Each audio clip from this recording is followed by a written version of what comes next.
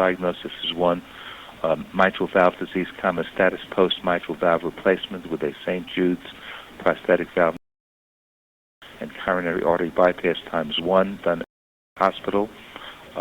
Number 2, history of 2 previous cerebrovascular accidents secondary to embolic disorder from inadequate anticoagulation. 3, atrial fibrillation, on Coumadin with INR 3.1. 4, possible TIA on, yesterday, with right arm weakness and numbness.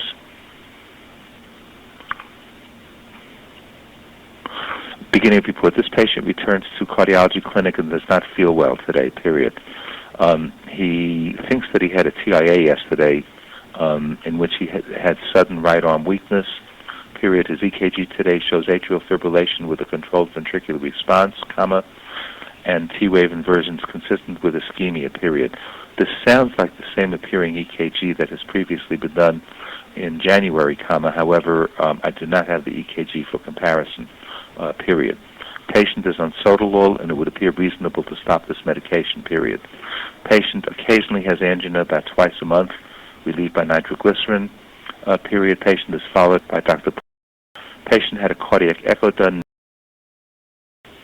and in this study, left ventricular function was seen to be normal.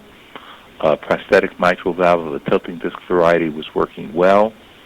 And there was a question of an atrial septal defect. However, this was not at all documented appropriately, and the mitral valve appeared to function well, and patient was in atrial fibrillation at that time period.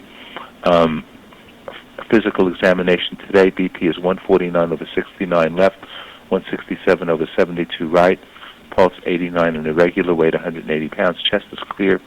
Cardiac examination reveals good prosthetic clicks of the mitral valve prosthesis, period. There is a low-pitched rumble in diastole, which is appropriate, period. There is no mitral regurgitation clinically, period. There is no edema, period. Comments and recommendations. As patient knows, with mitral valve replacement and atrial fibrillation, INR should be 3.5 to 4.5, especially in the setting of previous embolic episodes, period. EKG suggesting ischemia is of concern, and patients should probably have a thallium imaging study, period.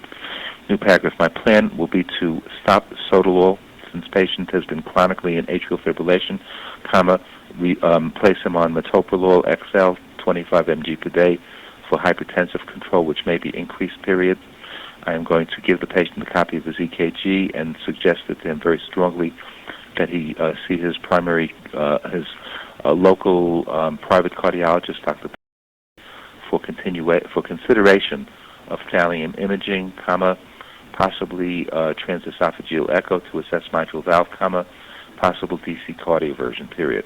I will plan a cardiology follow-up in our clinic in my next available slot, probably 6 to 9 months, to re-review the patient, period. I am not going to order a repeat echo, period, end.